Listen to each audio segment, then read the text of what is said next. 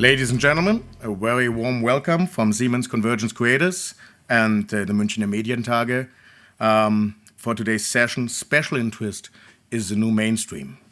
If you're now wondering why I'm speaking English, this is a session to be held in English because we have international guests. Well, in any case, you are welcome to ask questions in German, and we can also respond in German. I think our colleagues will and guests will appreciate a little bit of Denglish. So if we mix German and English in this session, it's totally fine for everyone who wants to go forward and ask a question from the audience in German. You're highly welcome to do so. Siemens Convergence Creators is a small daughter company, 100% daughter company of Siemens, specializing in telecommunications and media applications. For instance, we do OTT systems, actually end systems that counter OTT for telecom operators, but that is not one of our topics today. And in this regard, we are very happy to welcome here today to the session Special Interest is the New Mainstream. The reasoning behind that session is that specialized over-the-top video offerings seem to be spreading. As usual, from the United States, there are these large offerings like Netflix, Hulu, that are kind of spreading over the world today. You may have seen that Hulu is in Japan and a lot of countries. They started there. They went then country by country, and Netflix obviously did, and Amazon Prime Video was speaking today, and others, which are like the big kids on the block. Well, we want to talk about the new kids on the block and the future of over-the-top television. You probably realized that about 3 hours ago, Marty McFly landed. As you realized, he landed in the future, in his future, which now consequently would be our past. And interestingly enough, the future wasn't like his future, right? Our present seemed to be somewhat different. At least I wasn't eaten by a big shark coming from a video advert this morning. There was no personalized advertising on billboards like we see in that movie. If you don't know what I'm talking about, go to the movies tonight. I think they play it everywhere. So we are technically now in the future of the future. For the first time, and the future of Back to the Future is our past. And if you want to know about time zones and where Hill Valley is, this is feeble-minded. We do that later. Thank you very much for coming today and talking about these special interest niches and the future of television and OTT broadcasting and OTT video applications. And we have a very esteemed panel today. We have Matthias Büchs here, Bereichsleiter Online, Mobile, Teletext, VOD, IPTV und Mitglied der Geschäftsleitung RTL Interactive. We have Paul Gillooly here. Gillooly, right? Director of Emerging Products from the Modern Times Group in London. Mr. Stefan Kastenmüller, next to me here. He's the Vice President and General Manager of the WWE Europe. So you talk about Herman the German, I assume. Steve Russell, the head of video distribution from Tata Communication. No, I'm sorry. Richard Craig McFeely, you're filling in. I'm sorry, now I did the mistake. For Steve, he cannot be here today. Richard Craig McFeely. He is the Business Development Director of Media Services from Tata Communications. Markus Steinhoff, Head of Business Development from Super RTL. And Elke Waldheim, last but not least, the lady last, I'm sorry. Elke, of course, you should be first. She's the Senior Vice President, Partner Channels from Sky Deutschland. So a very esteemed panel. And without further ado, I would like to ask our very first presenter. We'll do the session that we have 5-minute presentations from each of our colleagues here, so that will fill up easily the first half of our session. And then we'll come to a discussion, hopefully a profound and really interesting discussion about the disruptive powers we just heard about in the second part of the session today. The whole session is estimated for 1 hour. And of course, we do at Siemens Convergence Creators, we do build OTT platforms, and we are very happy to have one in the German market. We do a lot of other markets, US, Africa, Asian markets, India, but one is in the European market. I'm so happy that you'll talk about that, because Markus Steinhoff is here to talk about that from Super RTL. We did a project for them called KiwiDo. It's a kids video platform, very young kids. Think about making an APG for kids that can't read, and you get the idea of the challenge. And so, Markus, thank you very much for being here, and looking forward to your presentation. Please come up.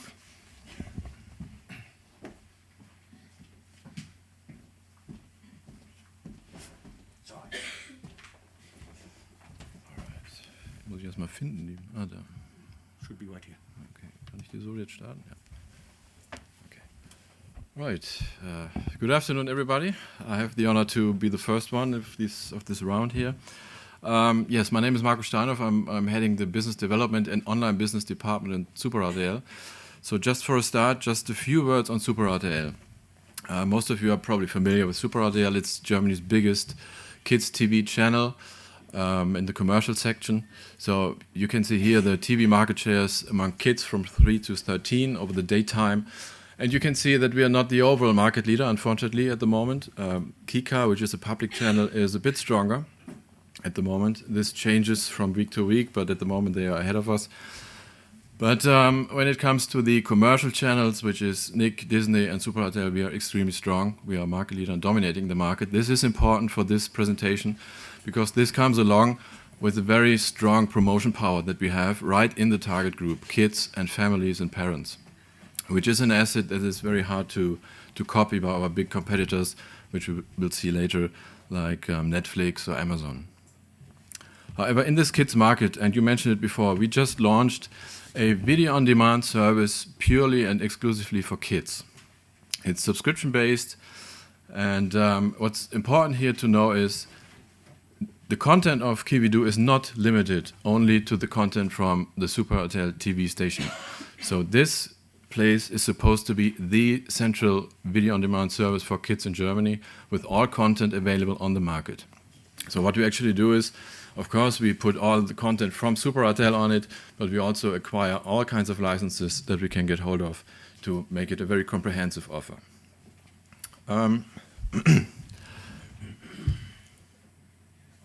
Since it is a special interest offer, we implemented a couple of special interest features in Kividu. You can see them here. And we always have to consider that we have two target groups. It's kids and it's parents. Kids are the ones who use the service, who watch the videos. Parents are the ones who pay money and to make the decision. So that's actually our daily business. We always have to think in two target groups. And if we ask ourselves, what does a kid want from Kividu? It's pretty easy and pretty straightforward. Kids just want to be entertained, they want to have fun. And how can I get to this aim? I can just deliver content to them. So for kids, content is important. That's why we have 4,000 plus episodes already. And this number is constantly growing. If we come to parents, the situation is a bit more difficult, a bit more complex. The needs of parents are more diverse. But if you boil it down and, at the end of the day, bottom line, what parents actually want is they want freedom from their kids. They want some free time from their kids. And whenever anyone tells you anything else, like I want to spend quality time with my children all the time, don't believe him. What parents... Really, it's always true. And many have made this mistake, thinking we have to offer something where parents can do something together with kids. It doesn't work. It has never done. So, but that's easy. They want to have some spare time from their kids. And at the same time, and this is the crucial factor, they want to have a good conscience about it. So they want to have the feeling, there's a product and my kid is completely occupied and busy with it, and I'm still a good father or a good mother. This is like the holy grail of the kids industry. If you find a product that really manages to achieve this, you have a hit. So if we ask ourselves, how can we exploit this need? We implemented a couple of features that actually are supposed to convey a feeling to parents that Kividu is a good place for kids and that it is okay when the kids are spending a lot of time with Kividu. That is the good conscience part of it.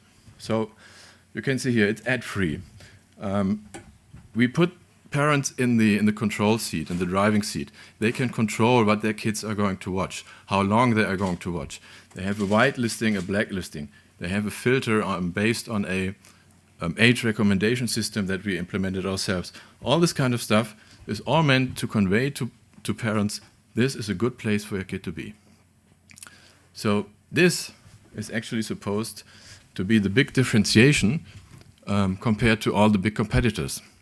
Because this is something that probably the big competitors like Amazon, like Netflix, can't copy easily. So This is also supported by our marketing campaign, where we choose an approach where we used kids with the Dingster mechanic. I don't know if the Germans know Dingster. Kids are telling in front of a camera something about Kibidu, very funny, very cute. So we just want to convey, we are the good guys. We are the ones on eye level with kids. While Amazon and Netflix are the big ones, we are the ones for kids. So far, this works pretty well. We are ahead of plan, actually.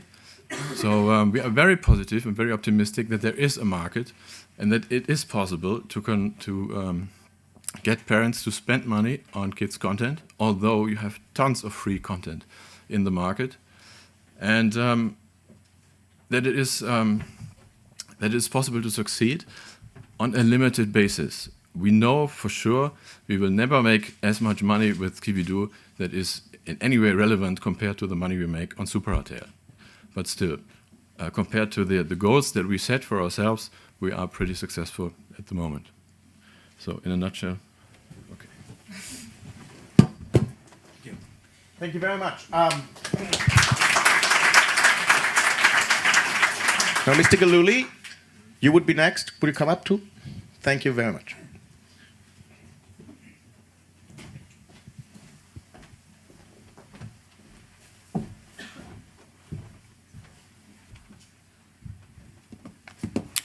Good afternoon, everyone, and thank you for inviting me to participate today. So I'm Paul Gillooly. I am Director of Emerging Products for Modern Times Group. Prior to that, I was at BT, the BBC, Sky and Ooredoo.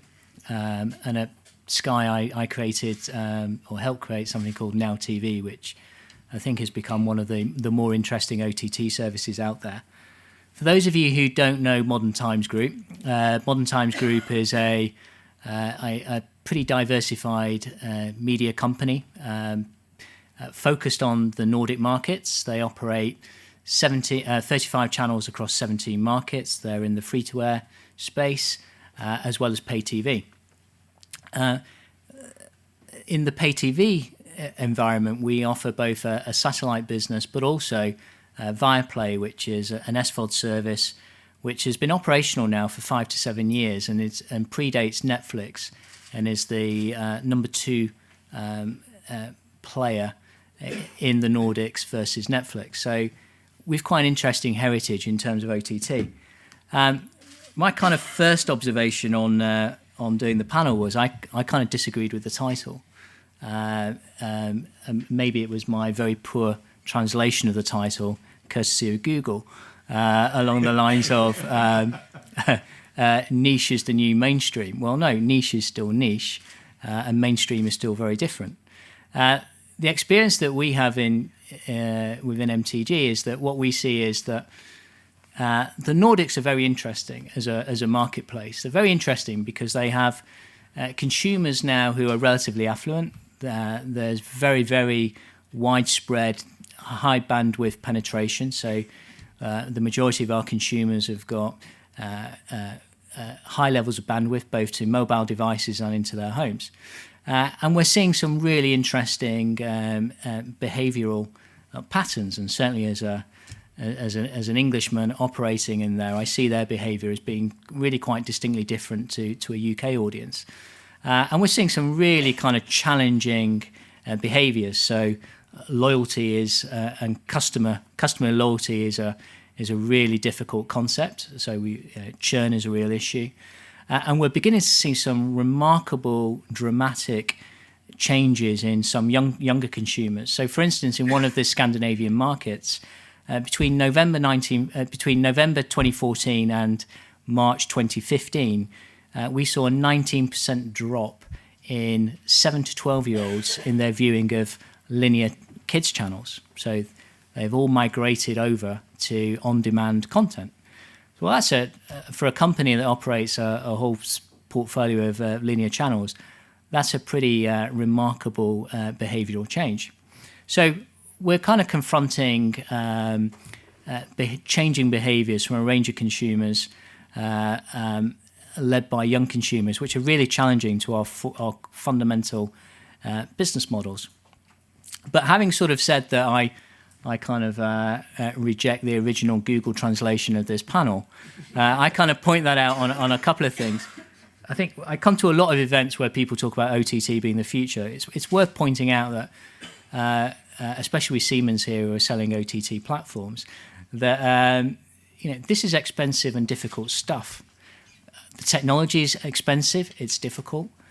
Rights are still very difficult. We operate in a market which is organised for the benefit of rights holders. And sales and marketing is extremely challenging. So there are no silver bullets out there. However, what are we seeing?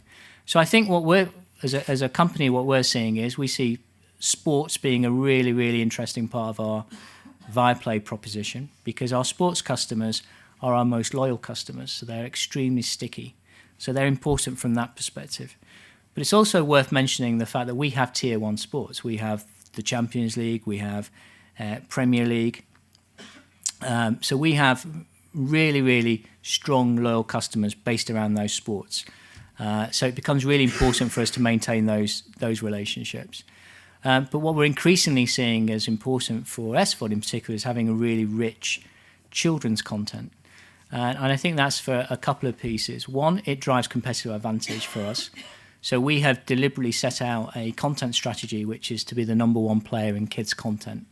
And that's to drive our competitive differentiation from both Netflix and HBO. So HBO have had a direct-to-consumer proposition in the Nordics for quite some time. And programs like Game of Thrones are really, really aggressive acquirers of subscribers for them. So for us, it's difficult to compete, but we can see a way of competing in the sports and the kids spaces. Okay, so I'm being told to wind up. So I'll leave you with the notion that niche is niche, but that we're seeing consumer behaviour changing dramatically, and that is a real challenge for the industry. Thank you very much. Now, Matthias Büchs from RTL.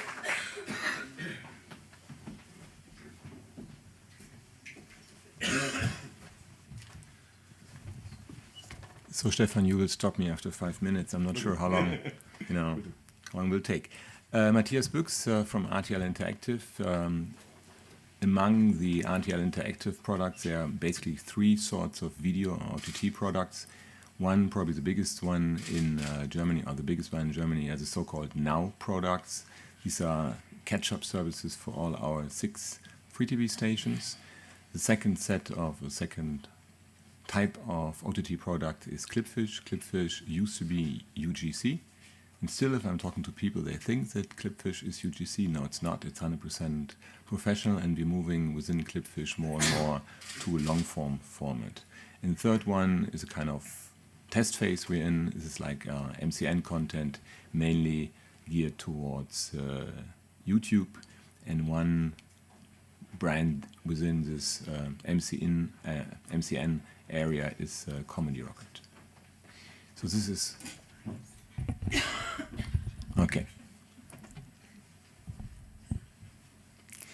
What are the key statements in the OTT area? I think my main message is that this is a market where it's extremely difficult to become profitable.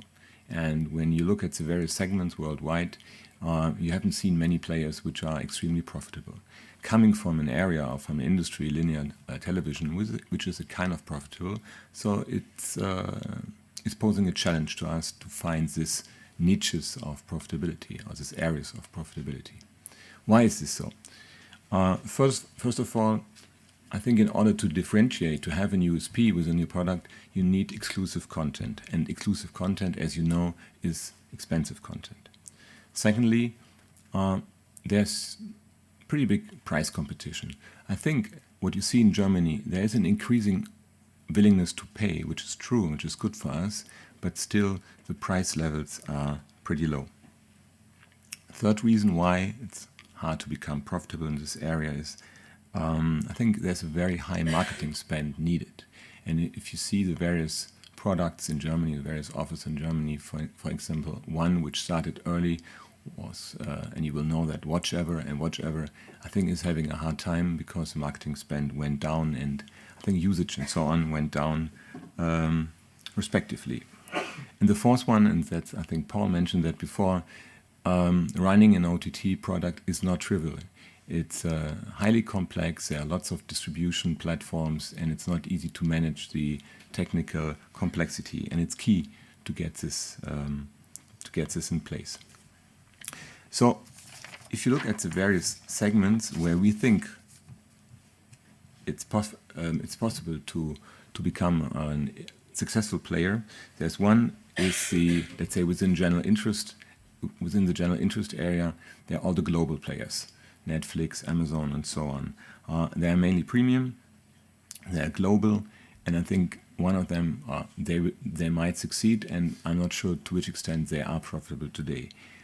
It will become highly difficult for premium global general interest for premium general interest players if they are only local. So I gave the example of Watchtower. I think they will have a hard time really to have how shall I say that to have a long prosperous future in Germany. So this is first segment, general interest and premium. Okay. Second area is general interest and local. I think there's a niche or there's an area for that one. If you see in France, there is M6 Replay. This is general interest, local player. You see Hulu in the US. You see in Germany 7TV or our Now products. I think they have a very prosperous niche because they have a mixture of basic and premium offers. So this is true for general interest. On the niche area, and we had the example of Marcus or Kividu, I think the jury is still out. If you're premium, if you're international, such as Crunchyroll as an example for anime, I think there's a spot to survive in the long term. If you are premium and local, I think it's difficult. There might be a niche. If you are local and you have very specific content, such as sports content, I think Paul gave the example of, I don't know, soccer rights and so on. There could be another one. But for general interest, I think it's important to be either premium and global or local and basic and free. So I think it's interesting for our discussion who will survive in the niche area in the long run. Thank you. Thank you very much. Now, inviting Richard Craig McFeely from Tata Communications. Good afternoon, everyone. So I'm going to tell you a little bit about the company I work for, because you may or may not know who Tata Communications are, and then I wanted to make some observations about OTT, which probably matches some of the comments that other people made. I slightly agree with Paul on the niche and mainstream thing. I'm much more into personalization. I think that's actually what's really going to be happening. I think if you take both those, you're actually ending up with personalization, but I'm sure we'll get back to that one shortly. So I work for a company called Tata Communications. It's a very large Indian company. It's a group of about 120 completely independent companies that bear the Tata brand. The value of the group is about $103 billion a year, so by far the largest company I've ever worked for. Some of the brands you'll be familiar with are Jaguar Land Rover. In fact, we were discussing Jaguar Land Rovers earlier on, and I'm sure have a few customers here. And there's a number of others. TCS you may have heard of, which is a large IT outsourcing organisation, and a whole bunch of others.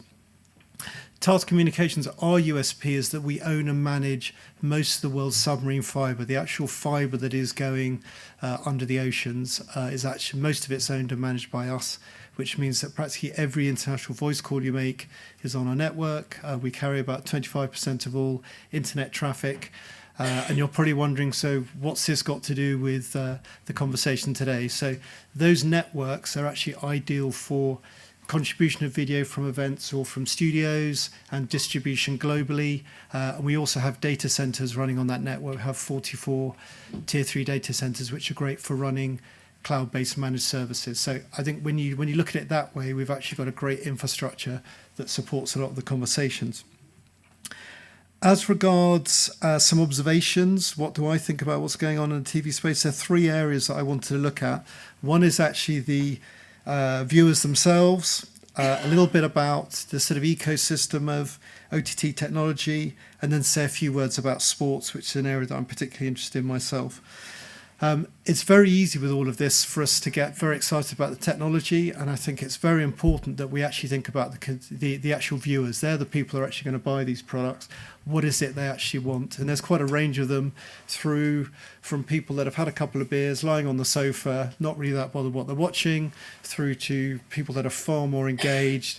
There may be an age group correlation amongst that as well, but it's really important to understand what viewers are doing. If you look at myself, I've pretty much what I call unbundled. I don't have a Sky subscription, but I've got, I bought a subscription from Eurosport because it's got the sport I like. I use the BBC iPlayer. I use Netflix. I'm making quite determined choices about the content I want and buying it separately. And actually, all of those subscriptions together is far less than a bundle from a platform. And I suspect that there's lots of other people doing that. Appointment viewing, I'll come back to that a bit on sports, but there's still... In the Rugby World Cup's going on in the UK at the moment. In our household, we sit down when they're live rugby matches on because we want to watch them, and that's clearly an audience that's been driven to the content, drives a lot of advertising dollars. I still also believe there's a lot of value in linear channels, but I think they'll all be personalised. Looking at the actual technology side of things, if you go to any of the technology events like NAB or IBC, everybody's got an OTT solution. They're all over the place. You'd trip over them. Obviously, we've got Siemens here. We're providing the infrastructure for a lot of these solutions, but I think there's two key points.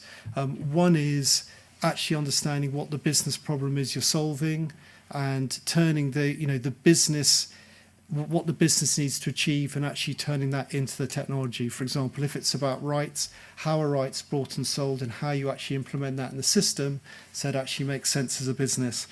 And then the other area is actually buying a lot of this technology as a service. I could talk for hours about how this business is moving to a service model, software as a service, and happy to discuss that with anybody that cares to talk to me about it. And then the last bit was about sports. So I mentioned appointment to view, and obviously the value in sports rights. The value is going through the roof with sports rights, and you can see why. Because in such a complex world, you can actually bring people to watch the same content at the same time, and there's a huge amount of value in that. There's so much to talk about in this area, with second screen, with integration with data, fan engagement, social, etc. I think one of the interesting things is when you look at what's going on in sports, actually pushing back the actual acquisition of how sports are acquired is actually changing as well to match what's going on in the OTT space. So it's a very, very interesting market, and hopefully sports will come up as a subject later on. Have I hit my 5 minutes? On the spot, fantastic. That was all I was going to say. Thank you very much. Well, Richard, thank you very much. Now, obviously, when we're talking about sports, who could be more fitting than Sky? So thank you very much for being here, Elke Waldhelm. My pleasure. Good afternoon, everybody. Thanks again for inviting me to that panel. I'm working for Sky since around about 10 years now. And as we just merged with Sky UK and Sky Italy, Jinglish is a quite common thing in the Unterföhring offices now, as we're working very closely with Italians, UK, Australians, Americans, and so on. So Jinglish is a very common pattern. So when I read the title of this panel, Is Special Interest the New Mainstream? My first thought was a bit like Paul's. No, that can't be right. I mean, mainstream is mainstream, special interest is special interest. But then I thought about it. And then I thought maybe there is a mainstream special interest, and maybe there's a niche special interest. So when I look at Sky, I'm working, in the area of what we call today partner channels, but 10 years ago it was called third-party channels or special interest channels. We look at niche or special interest propositions. So, for example, we have channels where you can see around the clock documentaries about history, you can see around the clock kids content for preschool kids. You can see around the clock crime series. So this is already a special interest group. And this is something that is part of our pay TV DNA, you know, the day since I started and probably another 10 years longer than that. The other things we're doing at Sky, which are also a bit, you know, niche or special interest, is also in sports. For example, golf.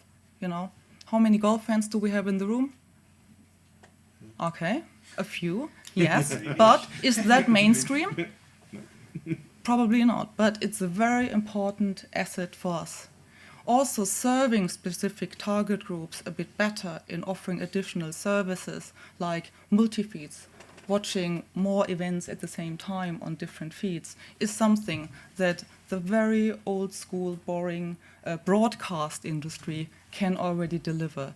So I think, yes, this is something we as Sky are already, you know, embracing every day. We do mainstream special interest, but we probably don't do special interest. For another example, where's Marco? Oh, he's gone. We have a National Geographic Wild channel, which is an animal and wildlife channel, you know, which is already niche, but it's relatively a broad target group compared to a pure, let's say, dogs channel or even a puppy channel. So this is probably a niche which is too niche for the traditional broadcast, as our distribution costs are much, much higher than when we go into OTT. So I think that's the interesting part now, thinking about OTT and especially new business models, because we all don't do it just for fun. I mean, we probably all look for business opportunities. So I think the interesting bit of OTT is that the entry barriers are much lower, the distribution costs, the streaming costs are much lower, and you don't need to go to cable network providers and negotiate for bandwidth. You can just go straight to it. And also your target group, you don't need to be a techie nerd anymore. I mean, an iPad is a very common thing now, and opening an app is something not only young people are capable to do. But I think it's still not an easy business. I mean, we see that different market players are going into that business, and also we as Sky, also to reassure you, we're not just a traditional broadband business. We have a very strong focus on our OTT products, such as Sky Go, including all the niche products like kids and series and documentary and lifestyle. But we see that also other players in the market, like Eurosport or especially other sports players, try direct-to-customer business, you know, for very good reasons. But I think there are a couple of success factors that have to be met very, very well. The one is really good content that suits that specific target group. The second is a really strong and trustworthy brand, so that people are willing to go to that destination, and even, you know, thinking in subscription models, prepare to pay a monthly fee to that provider, assuming he's still alive the next month. And thirdly, an enormous marketing competence and probably also a budget for that, to reach that specific target group, to engage the target group, and to let them know this service actually exists and is good on a day-to-day basis. Especially in the subscription-based business, you know, you have to be good to your customer, you have to talk to your customers, and you have to engage the customer to, you know, stay a customer. This is something which we are quite familiar with. So I'm not saying that this is a business model that doesn't work. I'm not saying that this is something that's not interesting for probably most of us in the room. I just think we probably have to try out a bit more.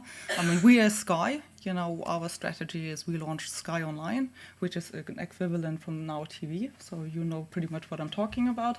We believe this is our OTT service, which is not just niche, yeah, but is a compelling mix of Sky. And also, my personal view is the more standalone OTT offering we have, I think the less transparent the market will get. And probably sooner or later, again, we come to platforms and aggregators that are aggregating these services in order to give the subscriber or the customer a bit more transparency and a bundling offer of things that, you know, a customer is interested in. Thank you very much. You're welcome. Walter. So, last but not least, we came from kids all the way to sports. We have Mr. Kastenmüller here from the World Wrestling World. world, the wrestling world. No, Always it's not surprised WWE. that the voice goes into To switch Sure. goes really deep when it comes to wrestling. So thank you also for inviting me. It's a pleasure being here. I'm going to talk about a little bit on the WWE network, which is very successful, very profitable, and has a great content. I just quickly want to make the audience test. Who of you knows WWE or has at least seen within the last couple of weeks or maybe months one of the wrestling shows on TV or on the net? Okay. A little bit less than the average awareness we have in Germany or in Europe. I'm running, by the way, the business for the Europe for the European markets. WWE is a storytelling TV entertainment programming based on a serial drama which we are producing every week. We have two main shows. It's Raw and SmackDown. In Germany, they sit on Tele5 or on Pro7. In other countries, in Sky or on Atresmedia, Media, like in Spain. These programmings always come to an end, to a climax at the end of the month, which is called the pay-per-view. Pay-per-view is a programming 3-4 hours. Big brands like WrestleMania, they were with Sky a couple of years ago. They cost about 20 to 25 euros. And these pay-per-view highlight events are sitting on our OTT network. So that's important to understand. And our brand as such, WWE, is not only a TV programming or pay-per-view. We are a 360-degree entertainment company with a lot of business. We have live events, we have the OTT network, digital merchandising and licensing, and certainly the programming distribution. Just to name a few, we also have studio, etc. And we have a lot of superstars who are larger than life, like John Cena, with almost 40 million followers on Facebook. So that's important to understand. Our audience is very, very digital. We've just been named the #1 channel on YouTube in August. That's now gone down to #2 or 3 in September, but we are still the #1 sports channel on YouTube with our content. That's important to understand. Because when you have an audience, if you have a fan base who is really highly digitally involved, that makes it much easier to actually launch an OTT product. And last but not least, I'm going to talk a little bit about the WWE network. It has been launched last year in our big market, the US. It has been rolled out early this year in the international market. It's not in Germany yet, as you might know. We have more than 1.3 million subscribers. That's what we, on a quarterly basis, always announce, how many subscribers we do have, since we are a public traded company. What is on the network? There is not our serial weekly drama or programming. That's all sitting with our TV partners, but the pay-per-views like WrestleMania, Royal Rumble, etc. And we sell the WWE network in most cases for $9.99. However, we do have some other ways of partnering up, like with Rogers in Canada or with OSN in the Middle East. So there are different ways how we team up in different markets. But in most of our 176 territories where we currently offer the WWE network, we are going simply OTT, and we are going, and that's an important thing, we are going direct to consumer. So with the pay-per-views sitting in some other markets with our partners, now our main pay-per-view asset is sitting on the WWE network. And in terms of what we offer, next to the pay-per-views, we have about 9,000 hours of original content only for the network, and about 15,000 hours for content which we have produced in the past. So that's basically it, and I can say it's not niche, it's global. So you better have something which is niche, if it's niche. I mean, looking at who has seen wrestling recently, it is niche, but at least you should be global. Then it's a much better way to make money. Thank you. Thank you very much. So we have a very, as I said, esteemed and interesting group here on the panel, and I would like to start with the first question. I mean, we saw basically examples from kids and sports, and all of you mentioned more or less examples from kids or sports. My first question would be, are there other niches? I mean, are there other things you see coming, going to be their own OTT brands soon? And who would have some answers to that?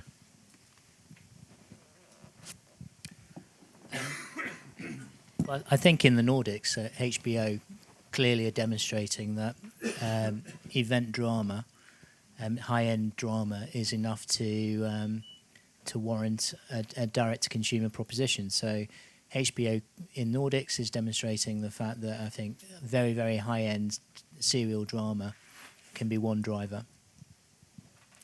But does that mean, if that's the answer, that we look at a world in which in the future high-end products, content products, will be their own OTT B2C propositions? I mean... Well, with one caveat, obviously that's English language, and they are brands which have achieved scale because of the high level of awareness around those particular program brands and the quality of them. So HBO get away from the niche piece, a bit like our friends from wrestling, because they can amalgamate and consolidate those audiences across multiple territories. And I think that's the critical point there. Well, then the question a little bit to the broadcasters here on the panel, to Sky and RTL in particular. Could you see a future in which some of the studios even start taking their brands, taking them B2C? So let's say, just feeble-minded idea of Disney, right? What did they buy? Marvel? Well, that could be an app I can watch directly. Star Wars? Well, I can see a Star Wars app and I consume all the movies and everything and all the animation direct. Muppets, whatever. That's all Disney, right? And these are all brands. So can you see a future in which there is no broadcasting channel anymore and all these things, or it's just a shopping window and after it gets interesting as a brand, they go direct B2C? Is this future foreseeable? Shall I start? Okay, is this on? Yes, it's on. First of all, I think what you see on the broadcaster, in the broadcaster area, that you see a change in the mixture of content. For instance, RTL in Germany, they bought soccer rights, they have Formula One, they have boxing. So you see here everything which is mass interesting, like soccer events, is very important for linear channels, and I guess the same is true for Sky.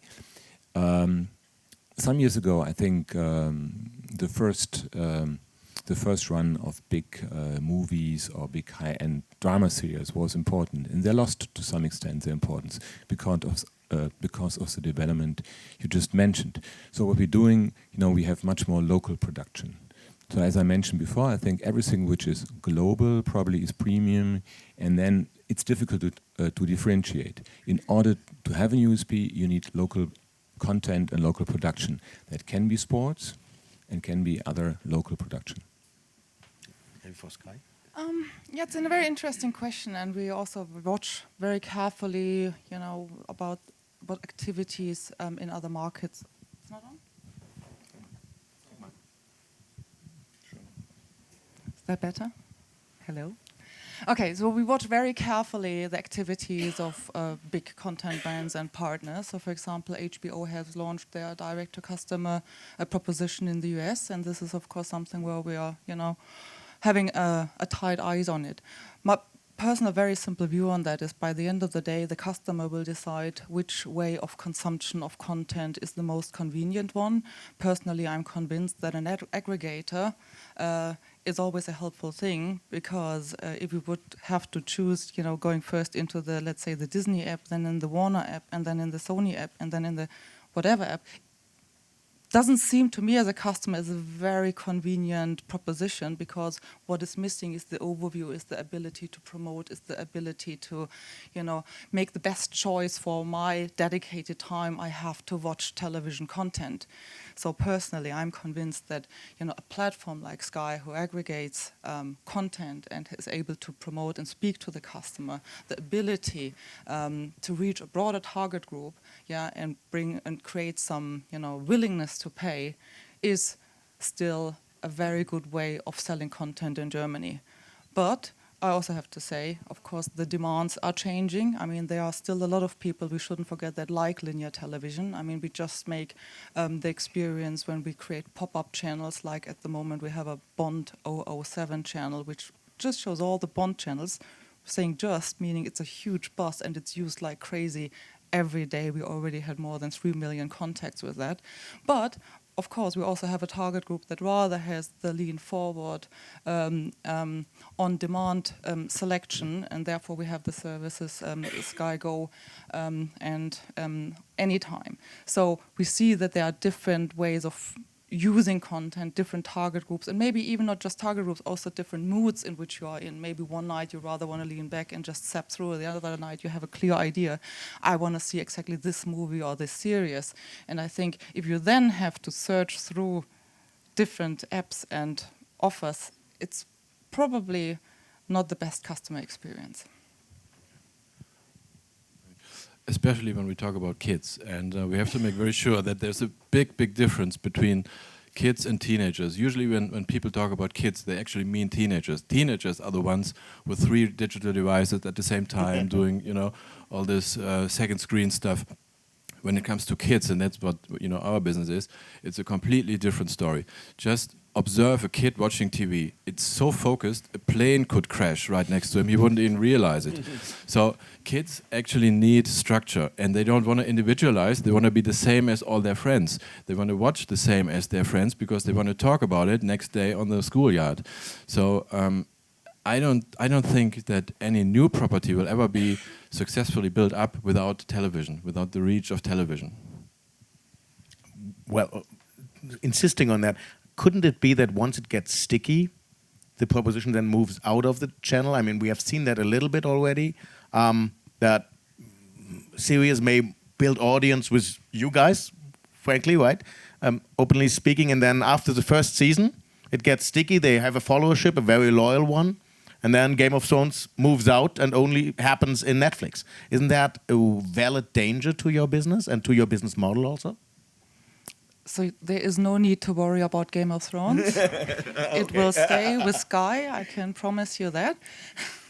And this is definitely something where we have a very big focus on to make sure that when we have a hit show, that we have it's called a life of serious commitment, so that not the next episode is just gone. So fingers crossed, but at the moment we're very comfortable that this is not going to happen.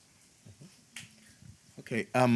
You mentioned, I think, it's really good content, brand, and marketing that defines a good proposition towards the consumer. Now, my question is really, are we looking at very few people and very few organizations that can do that? Or are we looking at a multitude of OTT propositions a single consumer will have in the future? How many do you see? I mean, today I think I have access to like 300,000 movies this night. If I want, I have Amazon, I have Sky, I'm a happy customer of Now and of all of you. So I have a lot of stuff. How can I navigate? I mean, how on earth can I even decide? And what role do you see smaller offerings will play in that very uneven and very unclear landscape? Will people have Amazon Prime because they want the fast delivery and then still have Sky and still have all of your stuff? How do you see that? How many OTT will be there in the single life of a human being? Obviously, if you think of everyone here and all of their different interests, you're going to have all sorts of different channels, apps, etc., etc. I think the role of the aggregator will actually get stronger because, as we've all discussed, if you're a viewer, to actually sit there and manage all those different subscriptions, all the different apps, etc., it just takes you time. And actually, you probably don't have very much time. You maybe have an hour to sit down and watch something. You want it to be absolutely what you want to watch right on the button. And an aggregator can do that for you. Right now, aggregators are very, linear channel orientated. I was talking about personalization. I'd like my aggregator to know what content I'm interested in, for it all to be pre-recorded or whatever mechanism is there, so that when I do have the rare time to sit down, it actually gives me a selection of things I'm actually really interested in watching. If you look at someone like Sky, it is a platform, there's certain technology there, but you could be an aggregator in all sorts of different ways. It doesn't have to be the platform. you can still aggregate in other ways, but it's a lot about the sales and marketing and having people subscribe to your aggregation services, and those services could take lots of different forms. So it may be that your aggregation, what you call aggregation, may actually change over time, but it does provide a very valuable service.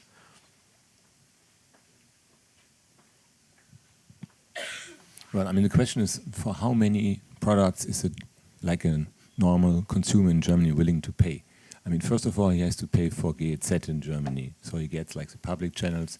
Included in the public channels are the so-called Mediatheken of them. Secondly, the the free-to-air broadcasters, they come along. Then probably he will have one premium product such as Amazon, Netflix, and so on. So the question is, what is possible on top of that? And as we see it, I think, yes, there's, let's say, enough space for another, like a third local product, because like the soaps in Germany, special German content is not on Netflix or Amazon. And then the question here, niche players, I mean, I guess it depends per household how many interests they have. I mean, you see in every other media, there's a big fragmentation of interests. So if he or she is interested in golfing, there will be like a golf product or a wrestling product or a kids product.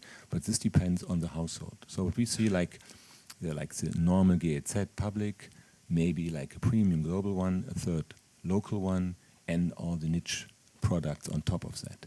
And at some point, I guess there's an end to the willingness to pay. How high is that end? I mean, I was shocked to see basically how expensive wrestling can be. I was congratulations for these numbers. I think, I don't know what you thought in the audience, but I thought that was pretty high. And these must be diehard fans, obviously. And we also know that from Super RTL, the parents are willing to pay. And sorry for saying it this way, but you almost said it's like a nanny product. A little bit of that. It's a good conscious nanny that helps, and if it's educational, the better. So there is a willingness to pay there, and there is a willingness to pay for Snap and Sky Go and all that. If we add all this on top of each other, is this more than what we spend today with cable and broadcasting, or is this infringing this, or is this just an add-on and it can go like in the newsstand, right? When you have news magazines and basically you're adding one piece of expenditure to the other, and basically people are spending in the end more, the more magazines there are. So how do you see that spending volume? Will we have like many of those? Maybe to you. I'm a bit bored of this question, because this is a very I'm sorry, it's not it's a very typical German discussion. How much is the consumer prepared to pay, and there are other players, and etc. etc. I think it has been said earlier on from somebody, I think it was you, Elke, that at the end of the day it all comes down to the content. And you said 25 euros for our wrestling match is a lot. I mean, you pay $100 if you go to Arsenal London game against Bayern Munich in like last night. So every sort of sport or sport entertainment or entertainment is expensive if it's a premium content. Yeah, and whenever a premium content, for example, if you look at the OTT services of the NBA or the National Basketball League in America, they offer season pass, they offer a team pass, they offer game pass. So there are many ways, and it's all about convenience and how you can actually access your demand for entertainment or sports or whatever it is. And then at the end of the day, it doesn't really matter how many OTT services are actually in the market. I think it's anyway commodity, and I haven't seen the new Apple TV box, but the new Apple TV box aggregates everything, from AV Amazon Prime to ZW, Satu or whatever, So you just stick it onto your device, and then you can watch anything you want. And the smart Apple TV device selects it wherever you want it. And therefore, I think there is no end as long as there is a premium content you offer and you have the right business model. At some point, it's better to go with an aggregator, with like Sky, or you go with the NBA or WWE network, where it's direct to consumer. Yeah? There's always going to be a sort of a price advantage for the consumer at the end of the day. And it also depends on the business model when you are actually on the market with your premium content. So no ceiling here. Anyone has a ceiling or a number you would offer? What's the willingness to spend and where's the ceiling? By the way, the audience can ask questions too. You can use this microphone if you want to step up. Any ceiling? So idea? I wouldn't use any numbers because I think that's a tricky thing. But what we are just observing in the market is that there's an increasing willingness to pay for quality and relevant content. So we just announced our numbers today. We almost grew another 100,000 subscribers in the last quarter here in Germany. 94,000 was the exact number. And this is just a proof point to us that there is a demand for quality content. Because, free-to-air is still there, it has not changed. We can have a long debate now whether the quality has changed, but also we are believers that more competition also in the pay environment will help us in Germany to create more willingness to pay, to understand that there is a benefit in paying extra for really, really good stuff. And this is part of our success. So this is also why we embrace more competition in Germany and getting more people to understand there is more than what you can get for free. Well, I guess the ceiling in terms of the number of possible OTT services is how many subscribers do you need to be profitable? Because I know how expensive it is, because we are working with you. I know how expensive it is to build up such a system, and you need a couple minimum number. So as long as you have exclusive content, yes, you have a benefit that you offer. But if your target group is like 200 people, it's just not enough. So this is the ceiling. This is a good thing to be played back maybe to Tata and the colleagues, because obviously this backend, this technology, gets to be very much standardized these days. We experience that in our partnership. So basically now anyone can open an OTT, right? It's simpler. It's much simpler. It's all there. The apps are there. The backend system is there. The rights management, the DRM. It's all in a package. So how much do you see that movement and that technology going on? Is this going to be cheaper and almost a commodity in the future? Good point. The technology, if you look back 5 years, to put an OTT system together was, it's like a rocket science project. It was very, very difficult to do. Very few people could do it. It was going to cost you, millions of dollars to do it. Now you can put an OTT service together very, very quickly. There's lots of products available, but it isn't, as I said when I was standing up there, it's not just about the technology. I think if you want to put something together, a very simple solution, you can do that relatively easily. In fact, a number of people we've spoken to specifically want a simple solution to get onto the market, to then learn to increment the service, etc. But I think if you're a premium service, you're going to be looking for something much more sophisticated. There was somebody who was talking about churn. I think you were talking about churn earlier on. Just providing a service, you really need to add some value, some long-term value to maintain those subscriptions. So it's a different type of proposition. One last quick question, and then we'll have a closing round.